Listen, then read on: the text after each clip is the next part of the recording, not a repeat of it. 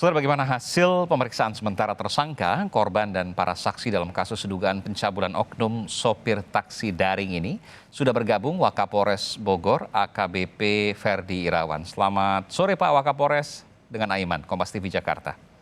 Selamat sore Mas Aiman. Iya, Pak Wakapolres, bagaimana kasus ini bisa terjadi di tengah perjalanan padat sore hari ya, betul ya? Untuk kemudian pulang sang perempuan itu lalu kemudian terjadilah pencabulan. Bagaimana sesungguhnya peristiwa ini terjadi? Jadi kalau kronologis, ini awalnya kan adanya pemesanan taksi online Ya. dari kantor tempat di mana korban ini bekerja. Tujuannya adalah dari Pesanggerahan menuju ke stasiun kereta api Kebayoran Lama, karena korban ini akan pulang menggunakan KRL ke Kota Bogor. Kemudian dalam perjalanan menuju Kebayoran Lama, ini tersangka HS ini menawarkan kepada korban agar mau diantarkan ke Kota Bogor secara langsung. Kemudian korban menerima, dan dalam perjalanan dari Jakarta menuju Bogor terjadilah pembicaraan. Dan salah satu pembicaraan tersebut menyinggung bahwa tersangka ini memiliki kelebihan, bisa melihat hal-hal yang gaib, dan menyampaikan kepada korban bahwa di tubuh korban itu ada aura yang bersifat negatif dan ada jin yang menempel di tubuh korban yang apabila tidak dibersihkan, tidak diruqyah, ini bisa membawa dampak yang negatif bagi korban. Antara lain, korban akan selalu ditimpa musibah, kemudian bahkan bisa sakit yang membawa kematian. Karena terpengaruh dengan ucapan daripada tersangka, korban menerima tawaran daripada tersangka untuk dilaksanakan proses ruqyah ataupun pengobatan dengan cara dimandikan air kembang dan ritual tertentu. Untuk kegiatan ruqyah tersebut ini dilaksanakan ketika sudah tiba di rumah korban. Oke. Di Kota Bogor. Ini rumah korban atau tempat kos korban? Karena sendiri atau tinggal sendiri atau dengan keluarga atau seperti apa Pak Wakapolres? Jadi korban ini rumah korban tinggal bersama anaknya.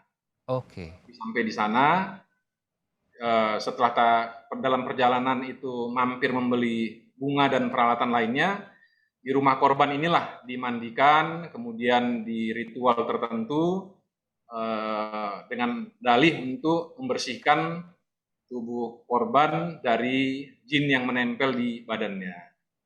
Kemudian selesai kegiatan ritual tersebut, ini antara korban dan tersangka keluar untuk mencari makan di wilayah Kota Bogor.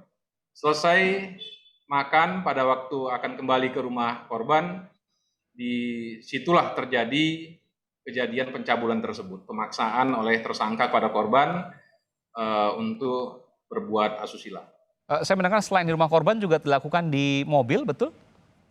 Jadi kalau untuk yang di rumah korban ini, bentuk pencabulannya adalah meraba-raba bagian tertentu dari tubuh korban dengan dalih ritual. Ya. Kemudian untuk kejadian yang sifatnya pemaksaan pencabulan ini terjadi di dalam mobil ketika mereka selesai makan malam, selesai kegiatan ruqyah tersebut, makan, kemudian perjalanan menuju ke rumah korban, situlah terjadi pencabulan terhadap korban. Dan ini dilakukan dalam satu hari, lalu kemudian korban melapor ke polisi?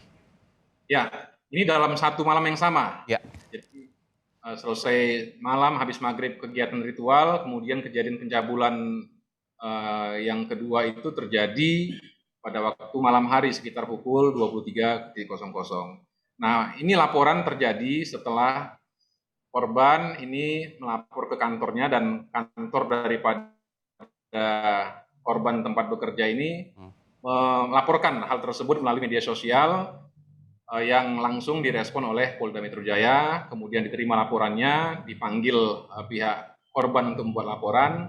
Ternyata setelah hasil pemeriksaan awal, didapatlah keterangan bahwa kejadian perkara ini sebenarnya terjadi di wilayah Kota Bogor.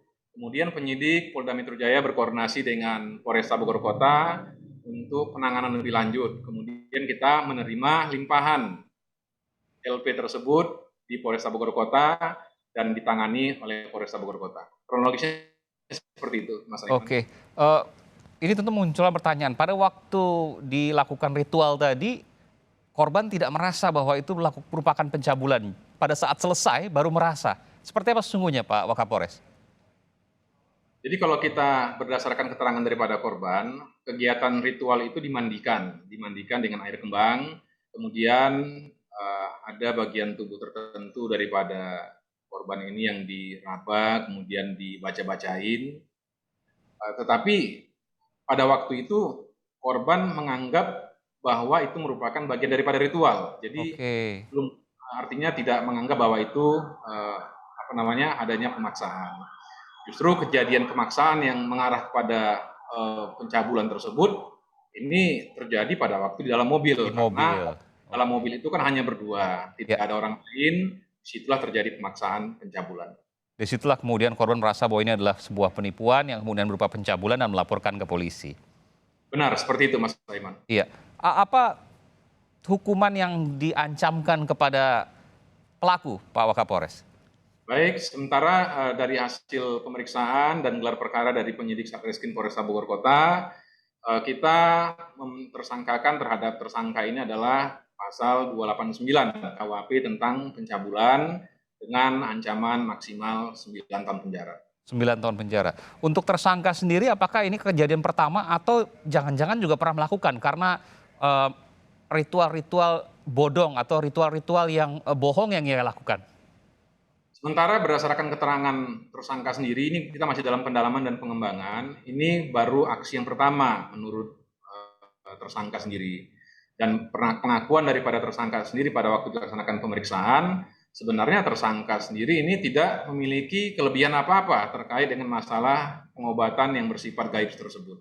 Jadi ini hanya merupakan modus supaya korban ini percaya akan kemampuan daripada tersangka. Hanya memang ketika saya pernah melihat tersangka ya di foto, memang wajahnya dibuat seolah-olah ia seperti orang yang memiliki kelebihan begitu ya, dengan gaya-gaya tertentu, kumis dan jenggot dan lain sebagainya.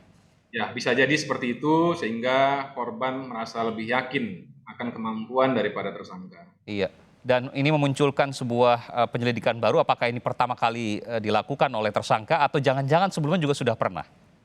Ini akan kita dalami dan kita akan kembangkan apakah masih ada korban-korban lainnya dengan modus serupa yang sudah dikerjakan oleh tersangka ini. Baik, terima kasih. Wakil Kepala Polres Bogor Kota Ajun Komisaris Besar Polisi Ferdi Irawan telah memberikan informasi di Sapa Indonesia Malam. Terima kasih, sehat selalu Pak Wakapolres. Mas Aiman, terima kasih, selamat sore.